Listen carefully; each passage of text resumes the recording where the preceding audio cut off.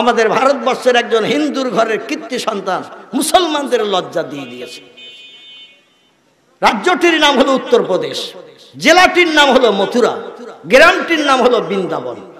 মনে থাকবে, রাজ্যটির নাম হলো উত্তরপ্রদেশ, জেলাটির নাম হলো মথুরা, গ্রামটির নাম হলো বৃন্দাবন। এই বৃন্দাবন গ্রামের একজন কীর্তি সন্তান, যার পিতার নাম ছিল মহন্ত প্রীতম দাস উদাসেন, তার মায়ের নাম ছিল ভানুমতি কর, তার স্ত্রীর নাম ছিল শ্রদ্ধা দেবী। উচ্চ শিক্ষিত একটি যুবতী মেয়ে ছিল, মেয়েটির নাম ছিল অস্পরা, যিনি অক্সফোর্ড বিশ্ববিদ্যালয় থেকে 12টা ভাষায় MA ফার্স্ট ক্লাস ডিগ্রি অর্জন করেছিলেন। 10টা ধর্মগ্রন্থের জ্ঞান নিয়ে ডক্টরেট অফ ডিভাইনিটির মর্যাদা পেয়েছিলেন। সারা পৃথিবীতে সেরা ধর্মীয় জ্ঞানী পণ্ডিতের স্বীকৃতি পেয়েছিলেন তিনি। অক্সফোর্ড বিশ্ববিদ্যালয় থেকে এই ডিগ্রি অর্জন করে ঘরে ফিরে আসলেন যখন, ভারতবর্ষের 65 কোটি হিন্দু জৈন শিখেরা তাকে ভগবানের অবতার কল্কির মর্যাদা দিল। হিন্দু ভাইদের ধর্মের একটা বিধান আছে, যুগে যুগে এক একজন মহামানবের আবির্ভাব হবে। এটা ওদের ধর্মীয় বিধান। যুগে যুগে এক একজন মহামানব আসবে, মানুষকে সুপাত দেখাবে, ভালো কাজের দিশারি বানাবে। 10-20 বছর অন্তর অন্তর এক একজন মহামানব আসবে। আমাদের কোরআন কিন্তু তত্ত্ব উল্টো দিয়েছে। কোরআন বলছে, মা কানা মুহাম্মাদুন আবা আহাদিম মির রিজালিকুম ওয়ালাকির রাসূলুল্লাহি ওয়া খাতামান নবিয়্যিন। জোরে বলুন আল্লাহু আকবার। কিয়ামত পর্যন্ত আমি যাকে মহামানব করে পৃথিবীতে পাঠিয়েছি তিনি হলেন শেষ মহামানব, নাম তার মুহাম্মাদুর রাসূলুল্লাহ। তারপরে আর কোনো মহামানব আসবে না। ওদের ধর্মীয় বিধান, যুগে যুগে মহামানবের আবির্ভাব হবে। এই জন্য ভারতবর্ষের 65 কোটি হিন্দু জৈন শিখেরা তাকে মহামানবের স্বীকৃতি দিল 1980-র দশকে। কত বললাম? 1980-র দশকে ভগবানের অবতার কল্কির মর্যাদা দিল। কারণ 12টা ভাষা MA পাস, 10টা ধর্মগ্রন্থের জ্ঞানী পণ্ডিত এই লোকটি। এই জন্য তার স্বীকৃতি দিল। মন্দিরের প্রধান পূজারী বানালো। উত্তর ভারতের সব থেকে বড় মন্দির যেটি, মন্দিরটির নাম হলো দোবাসের মন্দির। কি নাম বললাম? মন্দিরটির নাম হলো দোবাসের মন্দির। 120 বিঘা জমি এরিয়া করে প্রাচীর দিয়ে মন্দিরটা ঘেরা। কত বিঘা? 120 বিঘা জমি এরিয়া করে প্রাচীর দিয়ে মন্দিরটা ঘেরা। 350 বিঘা জমি হিন্দু ভাইরা মন্দিরের নামে লিখে দিয়েছে মন্দিরের উন্নতির জন্য। আর আমাদের দেশে কেউ যদি 5 কাঠা জমি দেয় মসজিদ তৈরি করতে, বলে চাচা লিখে দাও, বলে পরে হবেন। আজরাইল ডাক দিয়েছে, চাচা 5 তলায় চলে গেছে। চাচার 3টে ছেলে বলা হলো, তোমাদের বাপ তো জমি মসজিদে লিখে দেয়নি, আমরা নামাজ আদায় করছি, তো তোমরা 3 ভাই লিখে দাও। ওরা 3 ভাই বলছে, বাপ লিখে দেয় না আর আমরা লিখে দেব? ভালো লাগে মসজিদে নামাজ পড়ো, না লাগে অন্য মসজিদ দেখো, জমি লিখে দেওয়া যাবে না। এ আছে না এরকম? 5 কাঠা জমির মায়া আমরা ছাড়তে পারি না। আর 350 বিঘা জমি লিখে দিয়েছে মন্দিরের নামে। এই মন্দিরের প্রধান পুরোহিত হলেন, ব্রাহ্মণ হলেন তিনি, যিনি 12টা ভাষায় MA পাস, 10টা ধর্মগ্রন্থের জ্ঞানী পণ্ডিত, যিনি তৌরিত জানেন, জব্বুর জানেন, ইঞ্জিল জানেন, বেদ জানেন, পুরাণ জানেন, গীতা জানেন, ভগবত জানেন, রামায়ণ জানেন, মহাভারত জানেন, বাইবেল জানেন। আমাদের ধর্মগ্রন্থ কোরআনের শুরু থেকে শেষ পর্যন্ত তিনি মানে বলে দিতে পারেন। আল্লাহ তার ব্রেন মগজটা একটু সাফ করে দিয়েছিল। বিরল প্রকৃতির মানুষের আবির্ভাব যুগে যুগে হয় না। এর ব্রেনটা একটু সাফ ছিল। এই লোকটাকে মন্দিরের প্রধান পুরোহিত বানানো হলো। আর হাজার হাজার মানুষ প্রতিদিন মন্দিরে পূজা দিতে আসে। মন্দিরের নাম দোবাসের মন্দির। মন্দিরে পূজার্চনা করতে গেলে সংস্কৃতের শ্লোক পড়তে হয়, আর মসজিদে নামাজ পড়তে গেলে কোরআন তেলাওয়াত করতে হয়। ঠিক না ভুল? ইমাম সাহেবেরা মেহরাবে ঢুকে কোরআন তেলাওয়াত করে। মুসল্লি যারা পিছনে ইক্তেদা করে থাকে, শতকরা 98 জন মুসলমান কোরআনের মানে মতলব জানে না। ঠিক বললাম না ভুল বললাম? শতকরা 98 জন মুসলমান কোরআনের মানে মতলব জানে না। হিন্দু ভাইদের ভিতরে শতকরা 100-র ভিতরে 100 ওরা বেদ পুরাণের কোনো মানে মতলব সংস্কৃত ভাষা জানে না। শুধু ফল ফুল নিয়ে আসে, ব্রাহ্মণকে দিয়ে একটু পূজা করে স্রষ্টার সঙ্গে সম্পর্ক স্থাপনের জন্য। ওরা 100-র ভিতরে 100 বেদ পুরাণ পড়তে জানে না, কারণ বেদ পুরাণ হলো সংস্কৃত ভাষায় লেখা। উনি সংস্কৃতের শ্লোক পাঠ করে করে বালতির ফলগুলো নিয়ে মন্দিরের প্রতিমার মুখের কাছে ঘুরিয়ে ঘুরিয়ে নিয়ে এক জায়গায় ঢেলে রাখে। পরে 3 বস্তা 4 বস্তা করে নিয়ে বাড়িতে নিয়ে হাজির করে। বাড়ির মানুষ যতটা পারে নিয়ে নেয়, বাকিটা আবার দোকানে পাঠিয়ে দেয়। দোকানে আবার বিক্রি হয়, দোকান থেকে মন্দির, মন্দির থেকে বাড়ি, এইভাবে চলতে শুরু করেছে। আমার ভাইরা, কিছুদিন মাস 6 মতো মন্দিরে পূজার পরে উচ্চ শিক্ষিত মানুষ শিক্ষার মর্যাদা না দিয়ে পারলেন না। জোরে বলুন একটু মারহাবা। ইনি একদিন মন্দিরে পূজার্চনা করে ফল ফুল নিয়ে বাড়ি এসে বলছেন, এ বিবি শ্রদ্ধা দেবী, এ আমার স্ত্রী ব্রাহ্মণী, আমার গোটা 2 প্রশ্ন আছে তোমার কাছে। স্ত্রী বললেন, আপনি 12টা ভাষায় পাস, 10টা ধর্মগ্রন্থের জ্ঞানী পণ্ডিত, আমি কি আপনার প্রশ্নের উত্তর দিতে পারি? ডক্টর শিবশক্তি স্বরূপজি বললেন, লোকটার নাম হলো ডক্টর শিবশক্তি স্বরূপজি। ইনি বললেন, আমি এমন প্রশ্ন করব পাগল শুনলেও উত্তর দিতে পারবে। স্ত্রী বললেন, তো আপনি পাগলের কাছে না করে আমার কাছে করলে, মানে ওখানে করলে এখন ঝামেলা বাঁধবে, এই জন্য তুমি আমার মনের মানুষ, কাছের মানুষ। স্বামীর গোপন জিনিস স্ত্রী প্রকাশ করে না, স্ত্রী গোপন জিনিস স্বামী প্রকাশ করে না, মান সম্মান নষ্ট হবে, তাই এই জন্য আমি তোমার কাছে প্রশ্ন করছি। স্ত্রী বললেন, হোয়াট ইজ দ্য কোশ্চেন? কি প্রশ্ন আপনার বলুন। বলে, আমার প্রশ্ন হলো এই, আমি ন্যায় পথে চলবো না অন্যায় পথে চলবো? আমি সত্যের আশ্রয় নেব না মিথ্যাকে বরণ করে চলবো? কোনটা ভালো বলো? স্ত্রী বললেন, আপনার মতো মানুষ যদি অন্যায় পথে চলে, 65 থেকে 70 কোটি মানুষ সব অন্যায় পথে চলবে। সব তো আপনার মুখের উপরে তাকিয়ে। আপনি যদি সত্যের আশ্রয় পরিত্যাগ করে মিথ্যার আশ্রয় নেন, দেশের মানুষ আর একটা সত্য কথা বলবে না। কারণ বর্তমান ধর্মগুরু যিনি, এ যুগের মহামানব যিনি, তিনি যদি মিথ্যা বলেন, তাহলে জনগণকে আর সত্য বলবে নাকি? জনগণ আপনার আদর্শের রঙে রেঙে এই পৃথিবীতে চলবে। এজন্য আপনাকে সত্যের আশ্রয় নিতে হবে, মিথ্যা বরণ করতে হবে, ন্যায় পথে চলতে হবে, অন্যায় পরিত্যাগ করতে হবে। ডক্টর শিবশক্তি স্বরূপজি বলেন, বেবি, তোমার কথার মান্যতা দিতে গেলে আগামীকাল সকালবেলা আর আঙুরের রস নসিবে জড়বে না। কিসের রস? আঙুরের রস আর নসিবে জড়বে না। স্ত্রী বললেন, 2টো প্রশ্ন করলেন, সঠিক উত্তর দিলাম, এটা আঙুরের রসের সঙ্গে আবার কি ঝামেলা বাঁধলো? পূজা করেন, বস্তা বস্তা ফল আনেন, আমরা ভালো মন্দ যাচাই করে নেই, বাকি দোকানে পাঠাই, 1000 টাকা প্রতিদিন আমাদের উপার্জন হয়, তো ফলের রসের সঙ্গে কি ঝামেলা হলো? উনি বললেন, যত ধর্মগ্রন্থ আমি পড়েছি, সমস্ত ধর্মগ্রন্থে শেষ যুগের মহামানবের নাম মুহাম্মদুর রাসূলুল্লাহ কোট করা হয়েছে। এ বিবি, তুমি শোনো, আমাদের পবিত্র ধর্মগ্রন্থ দুধে ধোয়া, যার নাম হলো বেদ। বেদ 4টি ভাগে বিভক্ত, একটির নাম ঋগ্বেদ, একটির নাম সামবেদ, একটির নাম যজুর্বেদ, একটির নাম অথর্ববেদ। 4টি ভাগে বিভক্ত করে বেদ রচনা করেছেন ব্যাসদেব। এখান থেকে 3500 বছর আগে, কত 3500 বছর আগে জঙ্গলে সিদ্ধি সাধনা করে ব্যাসদেব যে আসমানি এলহামগুলো, খবরগুলো পেয়েছিলেন, সংস্কৃত ভাষায় লিপিবদ্ধ করেছেন। হিন্দু ভাইদের কাছে বেদ দুধে ধোয়া ধর্মগ্রন্থ, আমাদের কাছে আল কোরআন দুধে ধোয়া ধর্মগ্রন্থ। এর ভিতরে কোনো শক বা সন্দেহ নাই। ডক্টর শিবশক্তি স্বরূপজি বলছেন, সামবেদের 8 নম্বর শ্লোকে মনি ঋষি 3500 বছর আগে লিপিবদ্ধ করেছেন। মমাদ্যপত্তিতা দেবা দকারন্তে প্রকৃতিতা বিরিশনাং ভক্ষায়ত সদা বেদ শাস্ত্রী চয়স্মিতা। জোরে বলুন একটু মারহাবা। উনি বলছেন, বিবি, আমাদের পবিত্র দুধে দেওয়া ধর্মগ্রন্থে ব্যাসদেব লিপিবদ্ধ করেছেন 3500 বছর আগে। মুসলমানদের ধর্ম নেতার আগমন হয়েছে মাত্র 1500 বছর আগে। কত মুসলমানদের ধর্ম নেতার আগমন হয়েছে 1500 বছর আগে, আর বেদ লেখা হয়েছে 3500 বছর আগে। মানে মুহাম্মদ রাসূলুল্লাহ জন্মের 2000 বছর আগে ব্যাসদেব লিপিবদ্ধ করেছেন ধর্মগ্রন্থে। মমাদ্যপত্তিতা দেবা, যে দেবতার নামের প্রথম অক্ষর হবে ম, দকার অন্তে প্রকৃতিতা, যার নামের শেষ অক্ষর হবে দ, বৃষণাং ভক্ষায়ত সদা, তার প্রিয় পছন্দনীয় খাবার হবে গোমাংস, গরুর গোশত। বেদ ও শাস্ত্রে চয়স্মিতা, বেদ ধর্মগ্রন্থ অনুযায়ী তিনি হবেন শেষ যুগের মহামানব। একটু জোরে বলুন মারহাবা।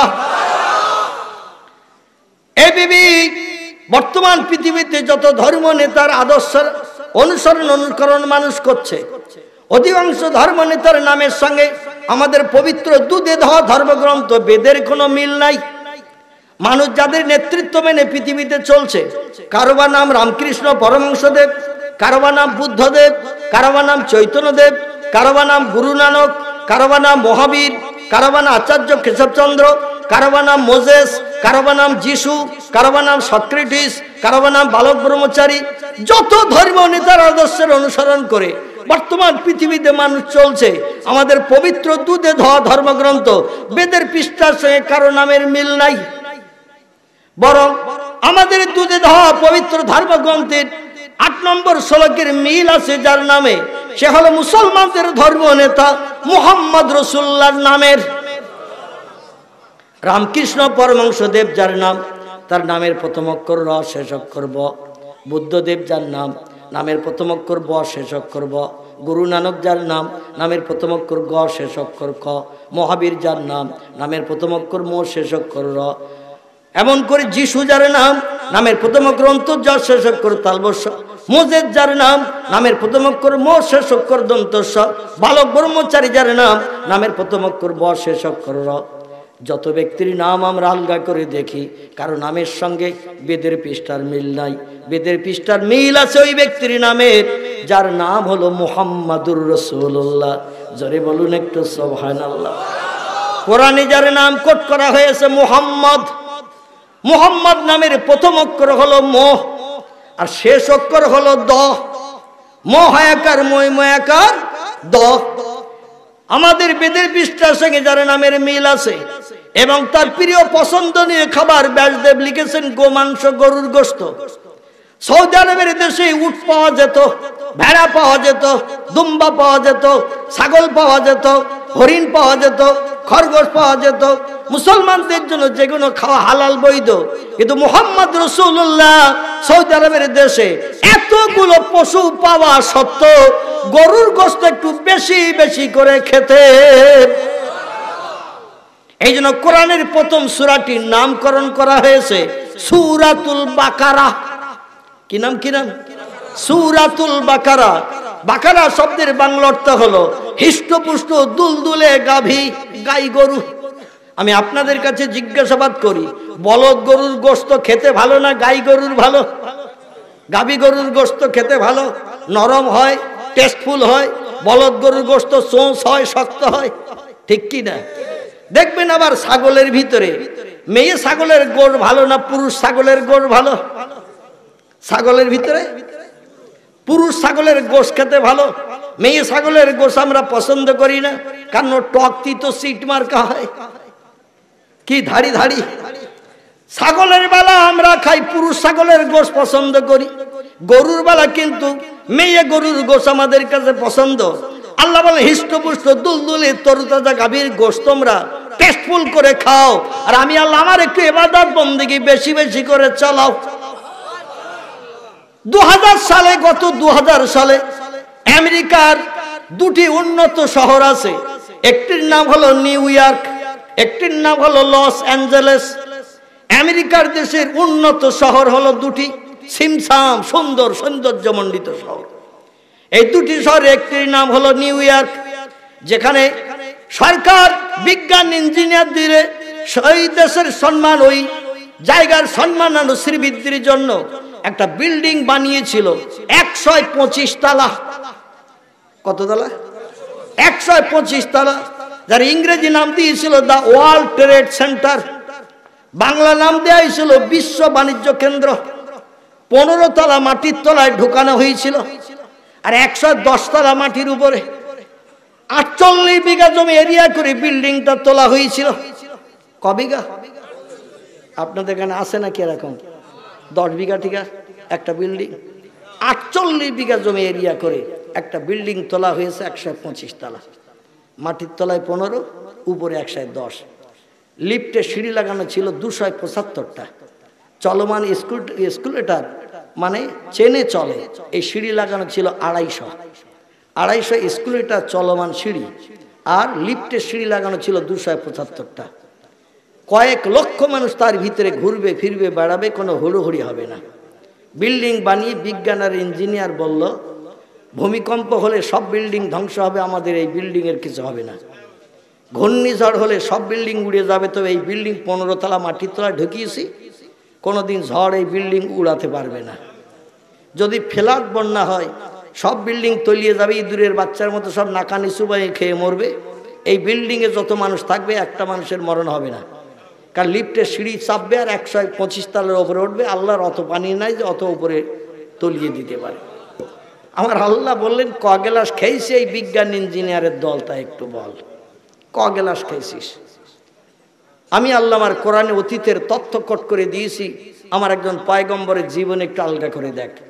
আর কোরআনে যত বিষয়ে তথ্য পরিবেশন করেছি লা রাইবা ফি, আমার কোরআনের একটা তথ্যের ভিতরে কোনো শকসভা সন্দেহ নাই। জোরে বলুন একটু সুবহানাল্লাহ। আল্লাহ নূহ নবীর জমানায় তাম পৃথিবীতে একটু ফ্লাড দিয়েছিল কিনা? ফ্লাড দিয়েছিল, বন্যা দিয়েছিল। 6,500 ফুট উঁচু যদি পাহাড় পর্যন্ত পানির তলায় তলিয়ে গিয়েছিল। মক্কা নগরীতে 5,500 ফুট উঁচু, গারে সুর পানির তলায় আল্লাহ তলিয়ে রেখেছিলেন। পৃথিবীতে যত উঁচু উঁচু পাহাড় ছিল সব তলিয়ে গেল। 40 দিন 40 রাত একটানা শুধু পৃথিবীতে পানি আর পানি ছিল। দুনিয়ার বিজ্ঞান দর্শন ইঞ্জিনিয়ার যারা খোদারদরি ছিল সকলের আন্ডা বাচ্চা আল্লাহ সব কমপ্লিট করে দিয়েছিলেন, একটাও মানুষ বেঁচে ছিল না। মাত্র নূহ নবী কে আল্লাহ স্বপ্নযোগে একটা নৌকা বানাতে বলেছিলেন, স্বপ্নযোগে একটু দেখিয়ে দিয়েছিলেন এইরকম একটা নৌকা বানা, ফ্লাডে বন্যায় আমার ইমানদার মোমেন মোমেনা নরনারী যাতে রেহাই পাই, বেঁচে যায়। কারণ আমি আল্লাহ কোরআনে কোট করে জানিয়েছি, এই পৃথিবীর মানুষ তোমরা শোনো, যারা পৃথিবীতে পাক্কা ইমানদার মোমেন হবে, আল্লাহ বিশ্বাসী হবে, তাদের একটা পশমের ক্ষতি আমি আল্লাহ কোনোদিন হতে দেব না, দেব না, দেব না। জোরে বলুন সুবহানাল্লাহ। আল্লাহ বলছেন নাসরুম মিনাল্লাহি ওয়া ফাতহুন করিব ওয়াবাশশিরিল মুমিনিন। আমার সাহায্য, আমার মদদ, আমার উপকার, ওয়া ফাতহুন করিব, তোমাদের জন্য অত্যন্ত নিকটবর্তী, কাছাকাছি করে রেখেছি, শুধু চাওয়ার অপেক্ষা। আমার কাছে চাইলেই তোমরা সাহায্য পাবে। উদুনি, আমার কাছে একটু চাও, আস্তাজিব লাকুম, তোমাদের সব দাবি দোয়া পরিপূর্ণ করা হবে। জোরে বলুন সুবহানাল্লাহ। আচ্ছা, এখন মদখোর যদি আল্লাহর কাছে সাহায্য চায় পাবে তো? সুদখোর যদি চায় পাবে তো? ব্যভিচারী বিধবার দরজার কড়া নাড়া দেয়, চরিত্র নষ্ট করে ঘরে আসে, এ পাবে তো? অবৈধ মেয়েদের নিয়ে গার্ডেনে বসে যারা হাওয়া খায়, এরা সাহায্য চাইলে পাবে তো? মসজিদে মর্জেন আজান দেয় আর মুসলমান তাসের আড্ডায় বসে থাকে, জীবনে মসজিদে ঢোকে না, এ সাহায্য পাবে তো? যারা ক্যারাম বোর্ডে থাকে এরা পাবে? আমার ভাইরা যারা সিনেমা, যাত্রা, রেডিও, টেলিভিশন, ভিডিও নিয়ে আনন্দ ফুর্তিতে মত্ত, এরা সাহায্য চাইলে সাহায্য পাবে? আল্লাহ বলছেন আমার সাহায্য আমি তাদের জন্য বরাদ্দ রেখেছি। ওয়াবাশশিরিল মুমিনিন, যারা আল্লাহ বিশ্বাসী মুমিন হবে, আমার সাহায্য থেকে তারা কেউ বঞ্চিত হবে না। আল্লাহ বিশ্বাসী মুমিন হওয়ার দরকার, প্রয়োজন আছে। বর্তমান 21 শতাব্দীর যুগে আমরা যত মানুষ এই পৃথিবীতে বসবাস করছি, বেয়াদবি নেবেন না, আলেম, হাফেজ, কারি, মাওলানা, মুফতি, মসজিদের ইমাম, মুয়াজ্জিন, মুক্তাদি, চাষি, তাঁতি, কামার, কুমোর, সুতোর, ধোপা, নাপিত, ডাক্তার, কবিরাজ, মাস্টার, হাকিম, জজ, উকিল, ব্যারিস্টার, যত দলের মানুষ আমরা এই পৃথিবীতে বাস করছি, আমরা কিন্তু পাক্কা ইমানদার কেউ নই। পাক্কা ইমানদার আমরা কেউ নই। আমার মতো মৌলবি থেকে শুরু করে, হাফেজ, কারি, মুফতি থেকে শুরু করে, মসজিদের ইমাম, মুয়াজ্জিন, মুক্তাদি থেকে শুরু করে, চাষি, তাঁতি, কামার, কুমোর, সুতোর, ধোপা, নাপিত, ডাক্তার, কবিরাজ, মাস্টার, হাকিম, জজ, উকিল, ব্যারিস্টার, যত দলের মানুষ আমরা পৃথিবীতে বাস করছি, আমাদের ইমানের ভিতরে খাদ আছে। আমাদের ইমানের ভিতরে খাদ আছে, খাদ। পাকা সোনা আর গহনা সোনা। পাকা সোনা দেখবেন দোলা সোনা, এ যদি আইসিটে ফেলে দেন 10 মিনিট পরে উঠালে যা দিয়েছেন আইসিটে আবার মাপলে তাই পাবেন না কম পাবেন? তাই পাবেন। পাকা সোনা যার ভিতরে খাদ নাই। কিন্তু গহনার সোনা যদি একবার আইসিটে দেন 2-5 মিনিট পরে উঠিয়ে যদি ওজন করেন, যা দিয়েছিলেন তাই পাবেন না কম পাবেন? কারণ বাংলা একটা প্রবাদ আছে, স্বর্ণকারেরা মায়ের কানেরও চুরি করে। ওদের চুরি করা স্বভাব। মায়ের কানে চুরি করলো, মানে তৈরি করলো, তাতে কিছু খাদ ঢোকায়, আর অ্যাসিডে ফেলে দিলে অ্যাসিডের কাজ হলো খাদ পুড়িয়ে দিয়ে পাকা সোনা বার করে দেওয়া। আমাদের ইমানের ভিতরে বর্তমানে খাদে ভরা। এই জন্য আমরা আল্লাহরে ডাকলে আল্লাহর ডাক শুনছে না। কোরআন সত্য, কিন্তু আমরা কোরআনকে বাস্তবে রূপদান করতে পারছি না। পৃথিবীতে 2টি দলের মানুষ কোরআনকে বাস্তবে রূপদান করে দেখিয়েছে। চিল্লায়ে বলুন সুবহানাল্লাহ। কটি দলের বললাম? দুটি দলের মানুষ পৃথিবীতে পাক্কা ইমানদার হিসেবে বিবেচিত ছিল। তাদের ইমানের ভিতরে যারা পরিমাণ খাত ছিল না, তারা ছিল পাক্কা ইমানদার। একটি দলের নাম হলো নবী আম্বিয়ার দল, একটি দলের নাম হলো ওলিয়া উলিয়ার দল। এই দুটি দলের মানুষ ছাড়া আমি আর পাক্কা ইমানদার খুঁজে পাচ্ছি না। আমার মতো মোল্লা মৌলবী থেকে শুরু করে হাফেজ কারি মুফতি থেকে শুরু করে সব ব্যক্তিদের ইমানের ভিতরে খাদ ভরা। দুটি দলের মানুষের ইমানের ভিতরে খাদের নেশলেশ মাত্র ছিল না। একটি দলের নাম হলো নবী আম্বিয়ার দল, একটি দলের নাম হলো ওলিয়া উলিয়ার দল। আল্লাহ পাক তাদের ইমান কেমন পাকা ছিল, কোরআনে তাদের জীবনী কোট করে দিয়ে আমাদের আমল করার জন্য নজির সৃষ্টি করে দিয়েছেন। জোরে বলুন একটু সুবহানাল্লাহ। টোটাল কোরআনের ভিতরে লক্ষাধিক পয়গম্বরের ভিতর থেকে ছাঁটাই করে বাছাই করে আমার আল্লাহ 25 জন পয়গম্বরের জীবনী কোরআনে ভরে দিয়েছেন আমাদের আমল করে বাস্তবে রূপদান করার জন্য। জোরে বলুন একটু আমিন। কতজন বললাম? 25 জন পয়গম্বরের জীবনী আল্লাহ কোরআনে ভরেছেন। সব পয়গম্বরের জীবনী আল্লাহ যদি কোরআনে ভরে দিতেন, কোরআন এই লম্বা হতো, এই পুরু হতো। সব পয়গম্বরের জীবনে যদি কোরআনে কম বেশি আল্লাহ ভরে দিতেন, কোরআন এই লম্বা হতো, এই পুরু হতো। উপরে তুলতে গেলে 13 জন লাগতো, নামাতে গেলে আবার 11 জন লাগতো। আল্লাহ বলেন অত ভারী কোরআন তোমাদের ব্যবহার করতে পাঠাবো না। লক্ষাধিক পয়গম্বরের ভিতর থেকে ছাঁটাই করে বাছাই করে আমি মাত্র 25 জন পয়গম্বরের জীবনী কোরআনে ভরে দিলাম তোমাদের আমল করে পৃথিবীতে চলার জন্য। পয়গম্বররা ইবলিস শয়তান অনুচরদের কাছে কেমন বাধা প্রাপ্ত হয়েছে, বিপদে কেমন পড়েছে, মুসিবতে কেমন পড়েছে আমার কলেমার দাওয়াত দিতে যে। এই মুসিবতে আমি আল্লাহ তাদের মুখে কেমন হাসি ফুটিয়েছি। আমার কোরআন একটু আলগা করে দেখো, তোমরাও একদিন আমার কাছ থেকে সাহায্য পেয়ে হাসি ফুটাতে পারবে, কারণ আমার কোরআনে কোনো কথা মিথ্যা নাই। আমি কি পয়গম্বরদের নাম কটা একটু বলবো, যারা আল্লাহর কাছে হাত পেতে কোনোদিন বঞ্চিত হয় নাই। কারো বা নাম আদম, কারো বা নাম শীষ, কারো বা নাম ইদ্রিস, কারো বা নাম নুহু, কারো বা নাম ইব্রাহিম, কারো বা নাম ইসমাইল, কারো বা নাম ইসহাক, কারো বা নাম ইয়াকুব, কারো বা নাম ইউসুফ, কারো বা নাম দাউদ, কারো বা নাম সুলাইমান, কারো বা নাম মুসা, কারো বা নাম হারুন, কারো বা নাম হুদ, কারো বা নাম লুত, কারো বা নাম সালেহ, কারো বা নাম জাকারিয়া, কারো বা নাম এহিয়া, কারো বা নাম আইয়ুব, কারো বা নাম ইউনুস, কারো বা নাম শোয়েব, কারো বা নাম ইলিয়াস, কারো বা নাম উজাইর, কারো বা নাম ঈসা, কারো বা নাম মুহাম্মাদুর রাসূলুল্লাহ। একটু চিল্লায়ে বলুন সুবহানাল্লাহ। কজন হলো? আলহামদুলিল্লাহ। রাত গভীর হওয়া সত্ত্বেও দেখতে দেখতে একটা তো বেজে এসেছে, প্রায় 2-5 মিনিট বাকি। এই 25 জন পয়গম্বরের জীবনী আল্লাহ কোরআনের ভিতরে ভরে দিয়েছেন। এছাড়া কিছু ওলিদের জীবনী আল্লাহ কোরআনে ভরে দিয়েছেন। আচ্ছা, কোরআনে যদি ওলিদের জীবনী থাকে তাহলে ওলিদের জীবনী আমাদের লাগবে না লাগবে না?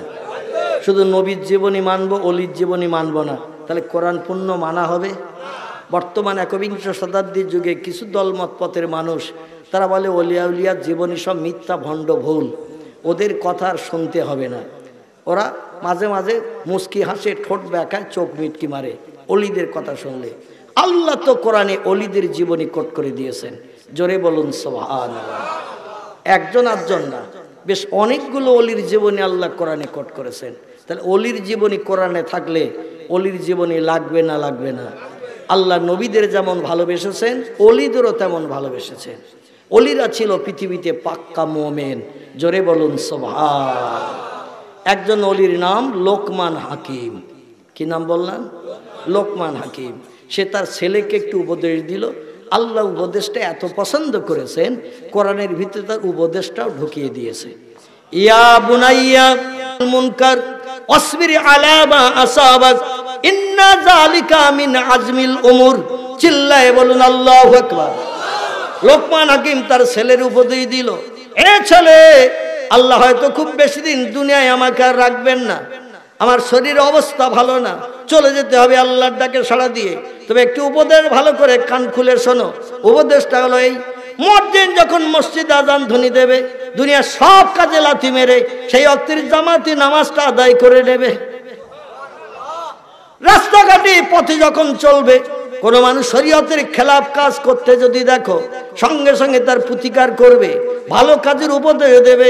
অন্যায় অপরাধমূলক কাজ করলে সেখানে বাধা দেবে। বাধা দিতে গেলে যদি জীবন নিয়ে তোমার টানাটানি হয়, ক্ষতি হওয়ার আশঙ্কা থাকে, অসবির আলা মা সাবাক, তুমি জানো মার খেয়ে প্রতিশোধ দিতে যাবে না, বরং ধৈর্য ধারণ করে সবর ইখতিয়ার করে থাকবে। ইন্না যালিকা মিন আজমিল উমুর, এই ধৈর্য ধারণ করা ব্যক্তিকে আল্লাহ সবথেকে বীরত্বের পরিচয় দিয়ে পুরস্কার দান করেন। জোরে বলুন একটু সুবহানাল্লাহ। লোকমান হাকিম একজন ওলি মানুষ ছিলেন, তিনি কোনো পয়গম্বর ছিলেন না। আল্লাহ পাক তার জীবনী কোরআনে কোট করে দিয়েছে। পৃথিবীতে আরেকজন ওলি এসেছেন। পৃথিবীতে দুইজন ব্যক্তিকে আল্লাহ বিশ্বব্যাপী বাদশাহিত্য করার সুযোগ দিয়েছিলেন। কজন? দুইজন ব্যক্তিকে আল্লাহ পৃথিবীতে বিশ্বব্যাপী বাদশাহিত্য করার সুযোগ দিয়েছেন। একজন ব্যক্তির নাম পয়গম্বর সুলাইমান, আল্লাহ তাকে বিশ্বব্যাপী বাদশাহিত্য করার সুযোগ দিয়েছেন। আর একজন ব্যক্তি, তিনি কোনো পয়গম্বর ছিলেন না, তিনি ছিলেন উচ্চ র্যাঙ্কের একজন ওলি। ওলি ওলি নাম তার সেকেন্দার জুলকারনাইন।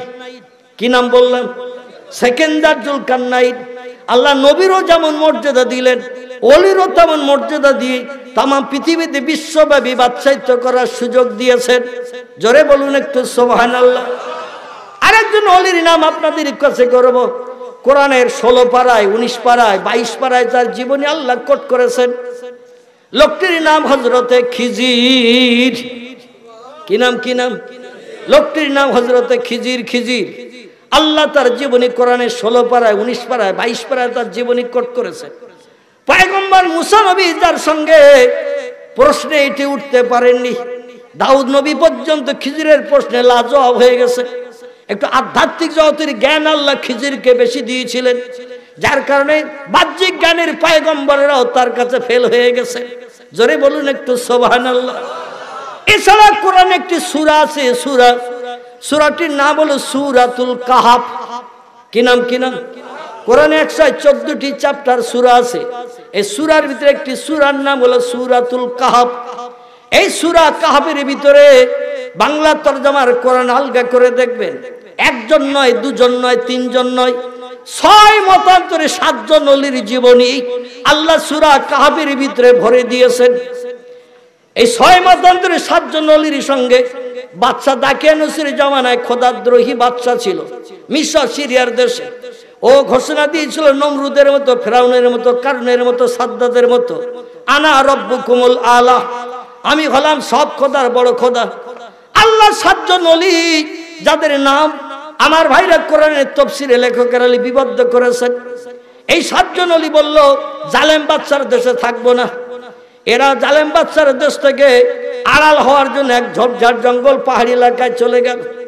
পাহাড়ি এলাকায় চলে যাওয়ার সময় ওদের পিছনে একটা কুকুর রওনা দিল। কুকুর 7 জন ওলি কিছু খাবার, পোশাক, কাপড় নিয়ে পুটলি বেঁধে চলে যাচ্ছেন বাদশার রাজিত্বের বাইরে, যাতে বাদশা পুলিশ মিলিটারি দিয়ে ধরে এনে যেন ঈমান বরবাদ না করে জাহান্নামী না বানায়।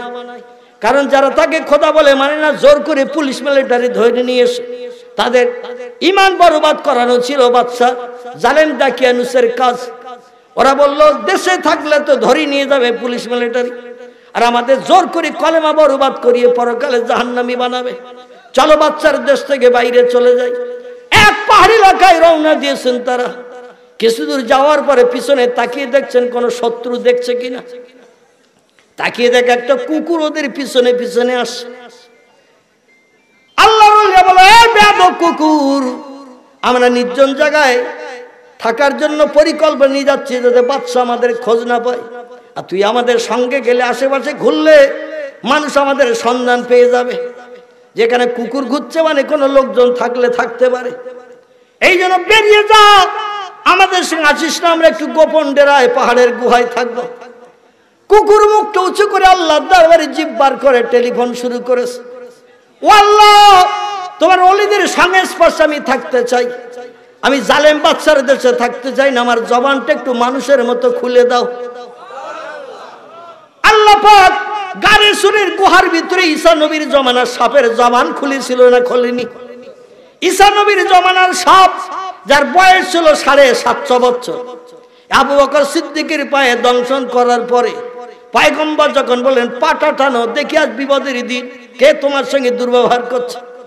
আবু বকর সিদ্দিক বললেন পা টানলেই আপনার সঙ্গে দুর্ব্যবহার করতে পারে ওই বিষাক্ত সাপটা, কারণ আমার পায়ে বারবার সবল দিয়ে সারা দেহ বিষক্রিয়ায় দেহ নীল বর্ণ ধারণ করিয়ে দিয়েছে, সবুজ বর্ণ ধারণ করিয়ে দিয়েছে। নবী বললেন আমার তকদিরে যদি সাপের দংশন থাকে কেউ রেহাই করতে পারবে না, তুমি পা টানো।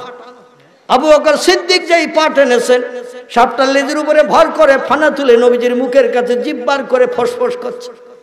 পয়গম্বর বললেন এ বিষাক্ত সাপ, আমার মোহাব্বতের মানুষ আবু বকরের পায়ে দংশন করো, তোর কলিজা ঠান্ডা হয়নি? তা আমার এই বিশ্ব সুন্দর চেহারাটা ক্ষত করবি বলে জিভ বার করে ফসফস করছিস, তো যদি শখ না মেটে তোমার চেহারায় দংশন কর। সাপ জিভটা আকাশের দিকে উঁচু করে বলে আল্লাহ, মানুষের ভাষা একরকম, আমাদের ভাষা একরকম। আল্লাহ মানুষের ভাষা আমার জবানে একটু খুলে দাও, আমি মানুষের ভাষায় কথা বলে আমার জীবন ধন্য করব। জোরে বলুন একটু সুবহানাল্লাহ। আল্লাহ সাপের জবান খুলে দিয়ে দিলেন, সব মানুষের ভাষায় কথা বলছি। ইয়া রাসূলুল্লাহ, ইয়া হাবিবাল্লাহ, আমার বেয়াদবি ক্ষমা করুন। আমার বর্তমান বয়স 750 বছর, আমার বয়স ছিল যখন 150। ওই সময় ঈসা পয়গম্বরকে আমি বাস্তব চোখে দেখেছি। ঈসা পয়গম্বর তার দেশের জনগণের কাছে আল্লাহর একত্ববাদের ভাষা প্রচার প্রসার করেছিল, আর জনগণকে ডেকে বলেছিল if you love me keep my common sense, I will prayer of my father. ও আমার শিষ্য জহদ, আমি 33 বছর কলেমার দাওয়াত দিয়ে মাত্র 9 জন মানুষকে মুসলমান বানিয়েছি। কজন? 33 বছর মায়ের পেট থেকে পৃথিবীতে এসে, মায়ের কোলে যখন জঙ্গল, ঈসা নবী মরিয়মের কোলে জঙ্গলে বসা, 2.5 ঘন্টা যখন ঈসা নবীর বয়স হয়েছে, 2.5 ঘন্টা আল্লাহ তাকে পয়গম্বরী দান করলেন মায়ের কোলে থেকে। আমার আল্লাহ ঈসা নবীকে সব জনগণের সঙ্গে কথা বলার জন্য 1.5 লক্ষ ভাষা শিখিয়ে দিয়েছিলেন। কতটা? 1.5 লক্ষ ভাষা ঈসা নবীকে শিখিয়ে দিয়েছিলেন। যে কোনো ভাষাভাষী তোমার কাছে যে প্রশ্ন করলে তুমি সেই ভাষায় উত্তর দিয়ে তাদের যাতে খুশি করতে পারো, আমি তোমার মেমোরিটা 1.5 লক্ষ ভাষা দিয়ে সাফ করে দিয়ে দিলাম। এই পয়গম্বর ঈসা নবী 33 বছর মিশর সিরিয়ার দেশ কলেমার দাওয়াত দিয়ে মাত্র 9টা মানুষকে ইমানদার বানিয়েছিল, আর সব দেশের মানুষ তার শত্রু ছিল।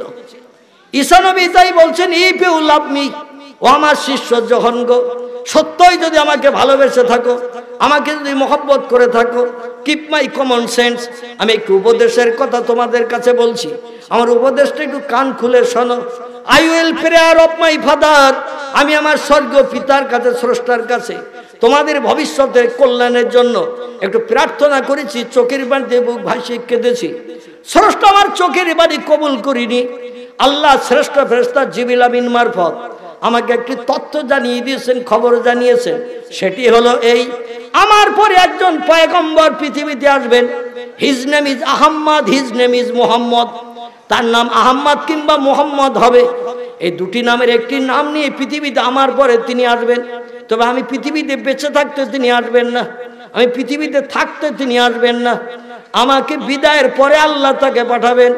সেই লোকটির চেহারার দিকে কোনো মানুষ যদি মহব্বতের নজরে তাকায়, আল্লাহ তার জন্য জান্নাত হালাল বানিয়ে দেবে। তার আদর্শের অনুসরণ অনুকরণ যদি কোনো ব্যক্তি করে, আল্লাহ হাসরের মাঠে হিসাব নিকাশ বিহীন তাকে জান্নাত হালাল বানিয়ে দেবে। পয়গম্বর মুহাম্মদ রাসূলুল্লাহ, আমি ঈসা নবীর মুখে ওই কথাটা শুনেছিলাম, আল্লাহর কাছে চোখের পানি ফেলে বলেছিলাম আল্লাহ আখেরি জমানার পয়গম্বর না আসা পর্যন্ত আমার যেন মরণ দেবেন না। আল্লাহ আমার চোখের পানি কবুল করে নিয়ে আর 750 বছর হায়াতে বাঁচিয়ে রেখেছেন এই গারে সুরের পাহাড়ের মাথায় গুহার ভিতরে গর্তে। আর আল্লাহ আমাকে ইলহাম করে জানিয়ে দিলেন আমার পয়গম্বর তোর বাড়ি হাজির। পয়গম্বরকে দেখে যদি জান্নাত হালাল বানাতে চাস, জীবনের শখ যদি মিটাতে চাস, তাহলে একটু চালার ভিতর থেকে বাইরে সদরে বার হ। পয়গম্বর আমার বাড়ির সদরে এসেছে, আর আমি দেখা করব না, জান্নাত হালাল বানাবো না, এটা তো হতে পারে না। এই জন্য আমি চালার মুখ দিয়ে বার হতে যাই, প্রত্যেকটি চালার মুখে কাপড়ের মোলা দিয়ে দিয়ে মুখ আটকানো। শেষ পর্যায়ে একটা চালার মুখে দেখলাম মানুষের পা। এই জন্য আমি চিন্তা নিলাম এই লোকটাই বোধহয় আমার নবীর সঙ্গে দিদারের বিরুদ্ধে সোচ্চার হয়ে কাজ করেছে। আমি সবল মেরে মেরে পায়ে 20 দাঁত ঢুকালাম। বিষের যন্ত্রণায় যখন আর সহ্য করতে পারলো না, পা টেনে নিয়েছে। আমি একটু বার হয়ে আপনার বিশ্ব সুন্দর চেহারা দেখার সুযোগ পেয়েছি। আল্লাহর পয়গম্বর অনিচ্ছাকৃত আমার অপরাধকে ক্ষমা করুন। আর আপনি যাচ্ছেন ইয়াসরিবের দেশে, মদিনায় যাচ্ছেন কলেমার দাওয়াত দিতে। মদিনার মানুষকে কলেমার দাওয়াত দিয়ে ইমানদার বানানোর আগে আমাকে একটু কলেমা পড়িয়ে দিয়ে আপনি ইয়াসরিবে চলে যান। আমি হাসরের মাঠে আপনার উম্মতের সঙ্গে জান্নাত হালাল বানাতে চাই। তার সাপের জবান আল্লাহ খুলে দিয়েছেন। নবী বলছেন, আল্লাহ আমাকে যত মুজিজা দান করেছেন, একটা মুজিজা আমি সঙ্গে করে নিয়ে কবরে যাচ্ছি না, আমার টোটাল মুজিজা উম্মতের জন্য রেখে যাচ্ছি। স্বামী কিতাবে জামে সগীর এসেছে, বিশ্বনবী মুহাম্মদ রাসূলুল্লাহকে অলৌকিক তাজ্জব আশ্চর্যান্বিত ঘটনা আল্লাহ ঘটিয়ে বিশ্ব সেরা বানানোর জন্য কিছু কম বেশি 4500-এর মতো মুজিজা আল্লাহ আমার আপনার নবীকে দান করেছিলেন। জোরে বলুন একটু সুবহানাল্লাহ। নবী আমার মুজিজা আমার উম্মতরা বাস্তবে ব্যবহার করতে পারবে। তাই 7 জন ওলি ডেকে বলে, কুকুর আমাদের সঙ্গে আসিস না, চলে যা, তুই আমাদের সঙ্গে থাকলে বিপদে পড়বো। কুকুর মুখ কুচি করে বলে, আল্লাহ জবান খুলে দাও, তোমার প্রেমিক বান্দাদের সঙ্গে একটু কথা বলবো। আল্লাহ কুকুরের জবান খুলে দিলেন। কুকুর বলছে, আল্লাহর ওলিরা জালেম বাদশার দেশে আপনারা থাকতে চান না, আর আমাকে কেন জালেম বাদশার দেশে ঠেলে দিচ্ছে? আপনারা যেখানে থাকবেন আমাকেও সেখানে আশ্রয় দিন। আমি আপনাদের বিরুদ্ধে কোনোদিন কোনো মন্তব্য কারো কাছে করব না। আল্লাহর ওলিরা বলল, মানুষের মতো জবান খুলে যখন কথা বলছিস, ইজহাব চল, আমরা যে নির্জন গুহায় থাকবো সেখানে তোর অবস্থান হবে। 309 বছর আল্লাহর ওলিরা ঘুমিয়ে থাকে পাহাড়ের গুহায়। 309 310 বছর ঘুমানোর পর আল্লাহ তাদের একটু ঘুম ভাঙিয়ে দেয়, আবার কিছু সময় পরে তারা ঘুমিয়ে যায়। জোরে বলুন একটু সুবহানাল্লাহ। হাসরের মাঠে আমার আল্লাহ তাদের উঠাবে ওলি বান্দার তালিকায় নথিভুক্ত করিয়ে। নবীদের যেমন সুনাম, ওলিদের তেমন সুনাম আল্লাহ কোরআনে কোট করে দিয়েছেন। এখন আমরা কিয়ামত পর্যন্ত যদি চেষ্টা করি, নবী তো কেউ হতে পারবো না। পারবো? নবী কেউ হতে পারবো না। নবীর খাতা শেষ, তো ওলির খাতা কি বন্ধ? ওলির খাতা বন্ধ নয়। আমরা একটু যদি চেষ্টা করি, একটু বেশি বেশি করে রাত জাগি, তাহাজ্জুদ গুজরানি হই, রাস্তাঘাটে পথে আল্লাহর নামের জপ জিকির যদি একটু বেশি বেশি করে করি, আল্লাহ পাক ওলির খাতা আমাদের নাম নথিভুক্ত করতে দেরি করবেন না। জোরে বলুন একটু আমিন। আমার ভাইরা, লক্ষ লক্ষ আলেম হাফেজ কারি দিয়ে কোনো কাজ হবে না। একজন ওলি বান্দা যদি আল্লাহর কাছে কিছু চায়, আল্লাহ সেটা ফিরিয়ে দেবেন না। এই জন্য বর্তমান 21 শতাব্দীর যুগে মুসলমানদের মুখে হাসি ফুটানোর জন্য নবীর আগমন আর হবে না। তাই ওলির প্রয়োজন দরকার আছে না নাই? ওলিরা দুর্জয়কে পরাজয় করে দেখিয়েছেন। আল্লাহ যেন এইরকম ওলি আমাদের নসিব করেন। সকলে বলুন আমিন। আমি আর লম্বা করব না। সভাপতি সাহেব একটু আগে আমাকে সংকেত দিয়ে দিয়েছেন, দেখতে দেখতে রাত 1টায় 6 হয়েছে। আল্লাহ আবার তৌফিক দিলে আমি অনেক বক্তব্য মাঝখানে রেখে এসেছি, ঠিক কি না? অনেক বক্তব্য রেখে এসেছি। ওদিকে আবার ফিরে যেয়ে আলোচনা করতে গেলে আরও 2-1 ঘন্টা সময় লেগে যাবে। আমার ভাইরা, আপনাদের থলির ডান্ডা ছিঁড়ে যাক আমি চাই না, যাতে অন্তত যেগুলো শুনলাম সেগুলো ঘর পর্যন্ত পৌঁছিয়ে নিয়ে আমরা আমল করে দেখাতে পারি। আল্লাহ সে তৌফিক দান করেন। সকলে বলেন আমিন। রব্বানা যালামনা আনফুসানা ওয়া ইল্লাম তাগফির লানা ওয়া তারহামনা লানাকুনান্না মিনাল খাসিরিন।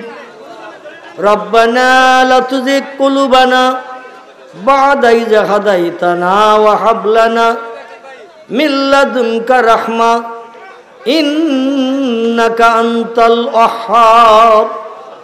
রব্বুল আলামিন, পবিত্র রজবের চাঁদ, রাত্র 3য় প্রহর অতিবাহিত হতে যায়। শান্তির ঘুমের বিছানা ছেড়েছি, বিবি বাচ্চার মায়া পরিত্যাগ করে ভিক্ষুক সেজে দুখানা করে হাত সকলে উঠিয়েছে। কুদরতি নজরে বান্দা বান্দিদের দিকে ফিরে তাকান, রহমতের দরজা খুলে দিন, এই বেহেশতের বাগানকে কবুল করে নিন। সন্ধ্যার প্রাক্কাল থেকে নিয়ে সময় পর্যন্ত বিভিন্ন জবানিতে আপনার ওজমা কালাম, নেমাতে কালাম, কোরআনে পাক তেলাওয়াত হয়েছে। আপনার হাবিবের মহব্বত, প্রেম, ভালোবাসা রক্ষার্থে দোয়া দরুদ শরীফ পাঠ করা হয়েছে। জিকির আজকার তাসবিহ তাহলিল যা কিছু করেছি মঞ্জুর করুন। সাতকাটুকুন সোনার মদিনায় নবীজির আরওয়া পাকে পৌঁছে দিন। तमाम খোলাফায়ে রাশিদিন, সাহাবায়ে কেরাম, আজাজে মুতাহিরিন, রাসূলের সকল আল আওলাদদের কবরে সব পৌঁছে দিন। বাবা আদম, মা হাওয়া থেকে নিয়ে ঈসা রুহুল্লাহ পর্যন্ত যত নবী আম্বিয়া তাদের বিবিরা রাত জেগে জেগে স্বামীদের দিনের কাজে সাহায্য করেছে, সকল নবী আম্বিয়া তাদের বিবিদের কবরে সব পৌঁছে দিন। আয় আল্লাহ, এই বাংলাদেশ আপনার অলির দেশ গো আল্লাহ। পশ্চিমী দেশ থেকে বিবি বাচ্চা আপনজনের মায়া ছেড়ে আপনার প্রেমিক বান্দারা এদেশের মানুষকে মানুষ বানানোর দায়িত্ব নিয়ে এসেছিল।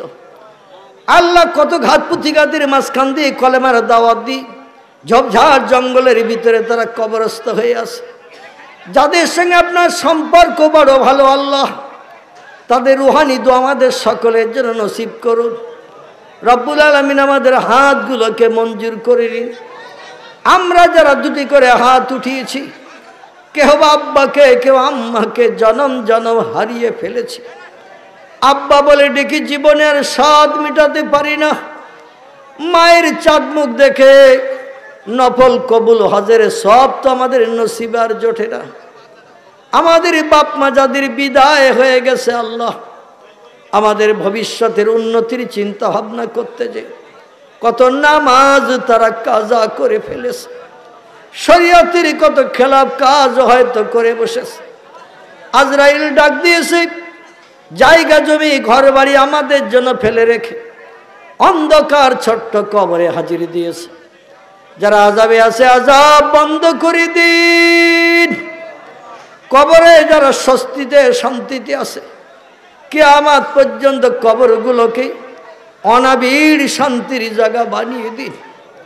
রব্বুল আলামিন আমাদের দাদা দাদি, নানা নানি, খালা খালু, ফুবু ফুবি, বন্ধু বান্ধব, পিতার কুল, মাতার কুল, শ্বশুর কুল, শাশুড়ি কুল, রক্তের সঙ্গে সম্পর্ক নিয়ে আপনজন যে যেখানে কবরস্থ আছে সকলের কবরে তওবা পৌঁছে দিন। আয় আল্লাহ, আমরা যারা দুখানা করে হাত তুলে আমিন আমিন করছি, আমাদের ভিতরে যারা কঠিন রোগে বেমারিতে আছে সত্তার শেফাই কুল্লিয়া দান করে দিন। আমাদের ভিতরে যারা দিনদার ঋণগ্রস্ত আছে আল্লাহ, লজ্জায় রাস্তায় বেরোতে পারে না ঋণ দেনার ভয়ে, সকলে ঋণ দেনা থেকে সত্তার বাঁচার ওসিলা বানিয়ে দিন। আমাদের ভিতরে যারা কন্যা দায়গ্রস্ত হয়ে আছে আল্লাহ, চিন্তায় চিন্তায় ঘুম হয় না পিতা মাতার রাতের বেলায়, সকলের যুবতী কন্যা দিগকে সত্তর সৎপাত্রে পাত্রস্থ করার তৌফিক দান করুন। আমাদের কলিজার টুকরো সন্তান যাদের দিয়েছেন, ছেলে মেয়েদের দিয়ে ভবিষ্যতে আমাদের মান সম্মান ইজ্জতকে নষ্ট করাবেন না। আমাদের ছেলে মেয়েদের ব্রেন মগজকে একটু বেশি বেশি করে সাফ করে দিন। আলেমের পিতা, হাফেজের পিতা, আলেমের মা, হাফেজের মা হয়ে কিয়ামতের মাঠে স্বামী স্ত্রী আমরা নূরের টুপি মাথায় দিয়ে যেন হাজিরা দিতে পারি। আমাদের ছেলে মেয়ে যারা জেনারেল এডুকেশনে পড়াশোনা করছে আল্লাহ, সকলকে উচ্চ শিক্ষিত হওয়ার তৌফিক দান করুন। যে সমস্ত ছেলে মেয়েরা উচ্চ শিক্ষিতা হয়ে রাস্তায় রাস্তায় এতিমের মতো ঘুরে বেড়াচ্ছে, সকলের জন্য সত্তর উত্তম চাকরির ব্যবস্থা করুন। আয় আল্লাহ, এখানকার মহিলা মাদ্রাসাকে কবুল করে নিন। আল্লাহ, ছেলেদের মাদ্রাসাকে হেফজখানাকে আপনি কবুল করুন। কিয়ামত পর্যন্ত মাদ্রাসা থেকে তোমার কোরআনের পূর্ণ হাফেজ সিনায় জমিয়ে বাইরে বার হওয়ার তৌফিক দান করুন। যে কটা ছেলের মাথা আজকের পাগড়ি পরানো হলো, কোরআন হাফেজ হিসাবে স্বীকৃতি পেয়ে গেল, মরণের দিন পর্যন্ত কোরআন সিনায় জমা করে রেখে কোরআনের আদর্শ মোতাবেক যেন চলতে পারে তৌফিক দান করুন রব্বুল আলামিন। এলাকার এই মাদ্রাসা কমিটিকে আপনি কবুল করে নিন, মহিলা মাদ্রাসাকে কবুল করে নিন। আয় আল্লাহ, যারা অর্থ দিয়ে, কথা দিয়ে, জায়গা দিয়ে, শ্রম দিয়ে এই বেহেশতের বাগানের ইন্তজামে সাহায্য সহযোগিতা করেছে, সকলের ব্যবসায়, কারবারে, চাষে বরকত দান করুন। হাঁড়িতে দানায় দানায় উন্নতি দিন। হিংসুকদের হিংসা থেকে, নিন্দুকদের নিন্দা থেকে, মিথ্যুকদের মিথ্যা থেকে, অত্যাচার থেকে সকল গ্রামবাসীদের আপনি হেফাজত রাখুন। এই গ্রাম থেকে আসমানি বালা আসমানি উঠিয়ে নিন, জমিনের বালা জমিনের তলায় দাফন করে দিন। সকল গ্রামবাসীদের আগামী দিন মাদ্রাসার উপলক্ষ করে সুখী সংসার জীবন গঠন করে বসবাসের তৌফিক দিন। আয় আল্লাহ, পৃথিবীর যত দেশে মুসলমানেরা বর্তমানে বিপদের মাঝখানে দিন গুজরান করছে, তোমার আসমানি সাহারা সব দেশের মুসলমানদের উপরে দান করো। বিশেষ করে মায়ানমারের রোহিঙ্গা মুসলমানেরা 10.5 লক্ষের মতো মাতৃভূমি পরিত্যাগ করে এই বাংলাদেশের চট্টগ্রামে খোলা আকাশের নিচে বসবাস করছে। তাদের মাতৃভূমির জমিনে ফিরে যাওয়ার তৌফিক দাও। দেশের মাটিতে স্বাধীনতা নিয়ে ইবাদত করার তৌফিক দান করো। চীনের দেশের সিংজুয়াং বলে একটি রাজ্য, যেখানে 10.5 লক্ষ মুসলমান জেলখানায় আবদ্ধ। আয় আল্লাহ, সিংজুয়াংয়ের মুসলমানদের উপরে বড় বিপদের রোলার চলছে। ঘর থেকে কোরআন বার করে নিয়ে আগুনে পোড়ানো হচ্ছে, জায়নামাজের পাটিগুলো বার করে পুড়িয়ে দেওয়া হচ্ছে, মসজিদে নামাজ আদায় করতে দিতে দেওয়া হচ্ছে না, ইসলামী নাম রাখতে দেওয়া হচ্ছে না, তোমার নবীর দেশে হজ পাক ওমরা করতে যাওয়া নিষিদ্ধকরণ করা হয়েছে। আল্লাহ, চীনের সরকারের সুমতি দাও, ইসলামের মহব্বত তাদের ভিতরে তৈরি করে দাও। মুসলমানদের স্বাধীনতা নিয়ে বসবাসের তৌফিক দান করো। ভারতের মুসলমানদের উপরে কালো মেঘ জমেছে আল্লাহ। একদল হিংসুকেরা মুসলমানদের অত্যাচারের স্টিম রোলার চালাচ্ছে। গরুকে কেন্দ্র করে, মব লিঞ্চিংকে কেন্দ্র করে, লাভ জেহাদকে কেন্দ্র করে মুসলমান ঘর থেকে বেরিয়ে যাচ্ছে, আর ঘরে ফিরতে পারছে না। স্ত্রী বিধবা হচ্ছে, সন্তান এতিম হয়ে যাচ্ছে আল্লাহ, যার কোনো প্রতিকার পর্যন্ত হচ্ছে না। মুসলমানদের উপরে তুমি রহমতের নজরে তাকাও রব্বুল আলামিন। মুসলমানদের বিশ্বনবীর আদর্শের রঙে রেঙে কিয়ামত পর্যন্ত ভারতের জমিনে বসবাস করার তৌফিক দান করো। এই বাংলাদেশের মুসলমানদের মনের শখ এ দেশ ইসলামী রাষ্ট্র হয়ে যাক। আল্লাহ, মুসলমানদের মনোবাঞ্ছা পূর্ণ করে দাও। ঢাকার পার্লামেন্টে কোরআনের আইন চালু করে দাও। সকল মুসলমানদের কলিজার তুষের আগুন নিভিয়ে দাও। ইসলামের আদর্শ এদেশের রাস্তাঘাটে, পথে, সব জায়গায় গোলাপ ফুলের মতো প্রস্ফুটিত হয়ে চলতে পারে তুমি তৌফিক দান করো রব্বুল আলামিন। ওই দিন পর্যন্ত কবর আমাদের জন্য স্থায়ী জায়গা বানিও না, যতদিন না পর্যন্ত তোমার হাবিবের দিদার নসিব হয়। অন্ত একটা বার এই বাংলাদেশের সেরা বিছানায় ঘুমের ঘরে নবীজির বিশ্ব সুন্দর চাঁদমুখ আমাদের তুমি স্বপ্নে দেখাও। 1984 সালের এপ্রিল মাসের 10 তারিখ ভারত বিখ্যাত উচ্চ শিক্ষিত মন্দিরের পূজারী ডক্টর শিবশক্তি স্বরূপজি তোমার নবীকে স্বপ্নে দেখে জীবন ধন্য করে জান্নাত হালাল বানিয়েছে। আমরা মুসলমানের ঘরে জন্মগ্রহণ করে তোমার নবীরে এখনো কেন দেখতে পেলাম না? একটাবার আল্লাহ সেরা বিছানায় ঘুমের ঘরে নবীর দিদার না করে আমাদের যেন কবরে হাজির করিও না। আয় রব্বুল আলামিন, ওই দিন পর্যন্ত কবর আমাদের স্থায়ী জায়গা বানিও না, যতদিন না পর্যন্ত নবীর উম্মত হিসাবে বিবেচিত হতে না পারি। মরণের সময় তোমার একাত্মবাদের ভাষা কলেমা আমাদের প্রত্যেকের জবানে আসানির সঙ্গে তুমি চালু করিও রব্বুল আলামিন। কলেমা শরীফ আসানির সঙ্গে পাঠ করতে করতে উম্মতে মুহাম্মাদের খাতায় নাম নথিভুক্ত করে আমরা কবরে হাজির দিতে পারি তুমি তৌফিক দান করিও। আল্লাহুম্মা ইন্না নাজআলুকা ফি নুহুরিহিম ওয়া নাউযু বিকা মিন শুরুরিহিম তাকাব্বাল মিন্না ইন্নাকা আনতাস সামিউল আলিম ওয়া তুব আলাইনা ইন্নাকা আনতাত তাওয়াবুর রহিম। সুবহানা রাব্বিকা রাব্বিল ইজ্জাতি আম্মা ইয়াসিফুন ওয়া সালামুন আলাল মুরসালিন আলহামদুলিল্লাহি রাব্বিল আলামিন। বেহুরমতে হাজিহিল কালেমাতে তৈয়বা লা ইলাহা ইল্লাল্লাহ লা ইলাহা ইল্লাল্লাহ লা ইলাহা ইল্লাল্লাহ মুহাম্মাদুর রাসূলুল্লাহ।